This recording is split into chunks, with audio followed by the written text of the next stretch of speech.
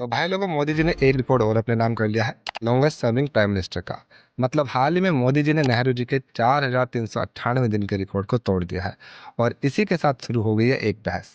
कुछ लोग तो इसे बीजेपी का मार्केटिंग स्टंट तक बता रहे हैं। चलिए पहले इसी को डिकोड कर लेते हैं।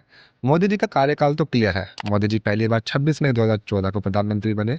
उसके बाद 30 मई 2019 को और फिर 9 जून 2024 को पीएम चुने गए। अब तक कुल मिलाकर मोदी जी का कार्यकाल होता है 12 वर्षों का। अब नेहरू जी के कार्यकाल को समझते हैं। यूँ तो नेहरू जी 16 वर्ष और 286 दिन तक प्रधानमंत्री रहे, लेकिन भारत आज़ाद हुआ 1947 में। तब आज की तरह लोकसभा चुनाव नहीं हुए थे। भारत का संविधान तब तक नहीं बना था। लोकसभा अस्तित्व में नहीं थी और देश का शासन एक अंतरिम सरकार चला रही थी, और इसी अंतरिम सरकार का प्रमुख जवाहरलाल नेहरू जी को चुना गया था। अब उनका चुनाव कैसे हुआ, ये भी समझने वाली बात है। 1946 में ब्रिटिश सरकार ने कॉन्स्टिट्यूएंट असेंबली यानी संविधान सभा का गठन किया। संविधान सभा के सदस्य सीधा जनता द्वारा नहीं चुने गए थे। जनता ने प्रांतीय विधानसभाओं के चुनाव में मतदान किया।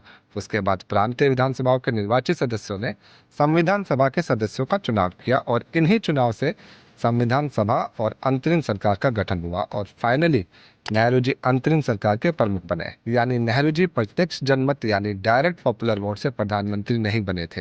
भारत का संविधान 26 जनवरी 1950 को लागू हुआ, और इसके बाद ही लोकसभा का गठन हुआ। और 1951-52 में भारत का पहला आम चुनाव हुआ।